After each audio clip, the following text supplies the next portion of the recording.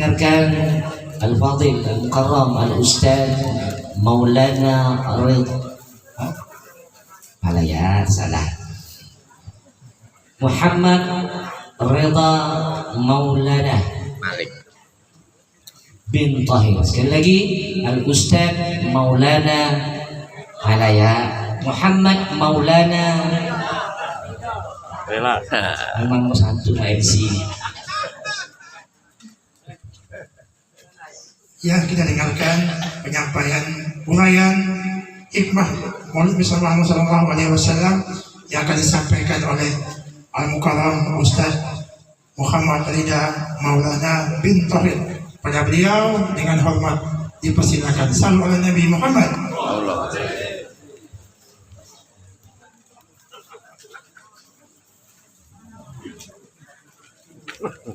Bismillahirrahmanirrahim. Assalamualaikum warahmatullahi wabarakatuh. Alhamdulillahi rabbil alamin wa bihi nasta'in ala umuri dunya waddin wassalatu wassalamu ala asyrafil anbiya'i wal mursalin sayyidina Muhammadin wa ala alihi wa sahbihi ajma'in. Amma ba'du.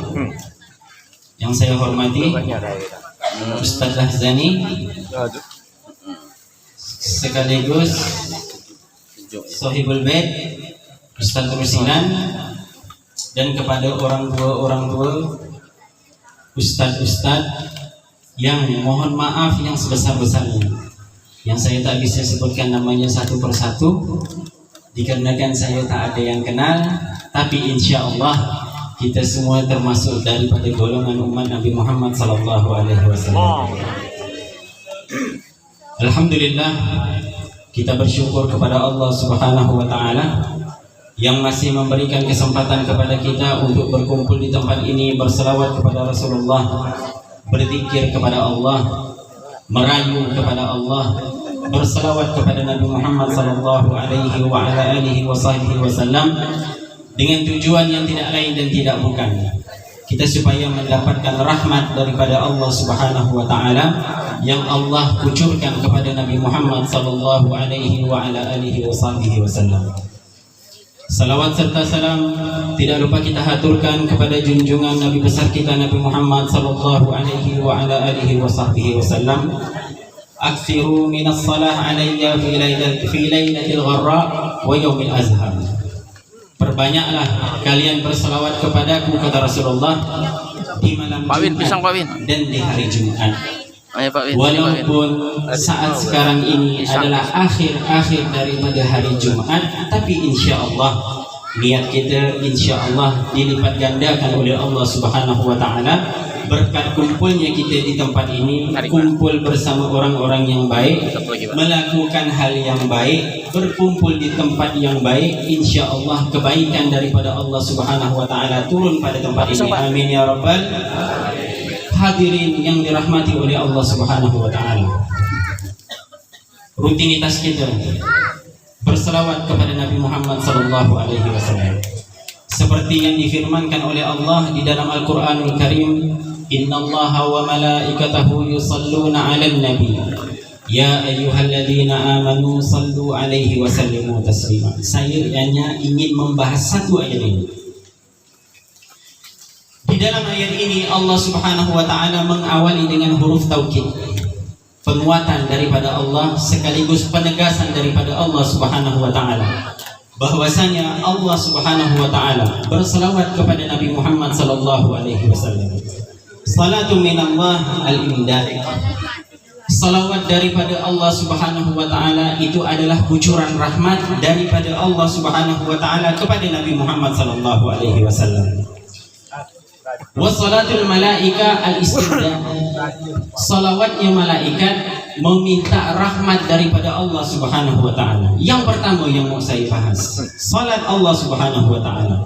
Allah Subhanahu wa Ta'ala bersalawat kepada Nabi Muhammad sallallahu alaihi wasallam adalah kucuran rahmat daripada Allah untuk Rasulullah sallallahu alaihi wasallam. Itu adalah salawat daripada Allah Subhanahu wa Ta'ala.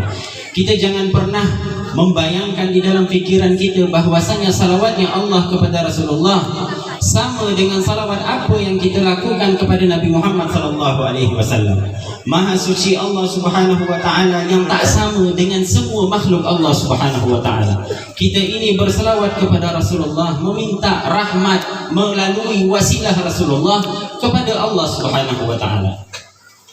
Pernahkah kita berfikir, wahai hadirin, mengapa Allah Subhanahu wa taala melahirkan Nabi Muhammad sallallahu alaihi wasallam ke dunia ini di hari Senin? Perlu kita tahu bahwasanya hari kelahiran Rasulullah sallallahu alaihi wasallam itu di hari Senin. Senin itu bahasa Arabnya Isnin. Maha suci Allah Subhanahu wa taala, belum adanya makhluk yang hanya ada Allah Subhanahu wa taala. Dengan sifat ahadnya Allah Subhanahu wa taala, yang tak ada permulaan bagi Allah dan tak ada juga akhir bagi Allah Subhanahu wa taala. Maka itu adalah ahad, sifatnya Allah Subhanahu wa taala. Lalu Allah Subhanahu wa taala menciptakan nur Nabi Muhammad sallallahu alaihi wasallam. Allah Subhanahu wa taala menciptakan nur Rasulullah sallallahu alaihi wa ala alihi wasahbihi wasallam. Maka yang ada pada saat itu hanya dua, Allah Subhanahu wa taala dan nurnya Nabi Muhammad sallallahu alaihi wa ala alihi wasahbihi wasallam.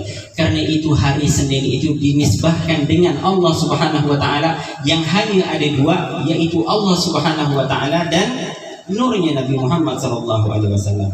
Karena tidak ada satu pun manusia yang diciptakan oleh Allah Subhanahu wa taala yang diciptakan nurnya hari Senin, yang dilahirkan di hari Senin, yang diangkat menjadi nabi hari Senin, dan diwafatkan oleh Allah Subhanahu wa taala hari Senin. Hanya Nabi Muhammad sallallahu alaihi wasallam. Itu keistimewaan daripada hari Senin. Hadirin yang dirahmati oleh Allah Subhanahu wa taala, selanjutnya ada yaumul Selasa, yaumul Arbi'a, yaumul Khamis, ada yaumul Jumat, hari Jumat. Mengapa disebutkan hari Jumat? Lianna jumi'an nas fi hadzal yaum. Karena hari Jumat itu manusia dikumpulkan oleh Allah Subhanahu wa taala. Hari kiamat itu, wahai hadirin, terjadi pada hari Jumat. Hari ini. Bahkan ada hadis yang mengatakan bahwasanya tak ada makhluk Allah Subhanahu wa taala yang tak takut dengan hari Jumat kecuali dua makhluk, manusia dengan jin. Lain daripada itu makhluk semua takut kepada Allah Subhanahu wa taala pada hari Jumat, karena takut hari Jumat itu terjadinya hari kiamat. Hari kiamat itu diambil daripada bahasa Arab al-qiyam. Artinya apa? Berdiri.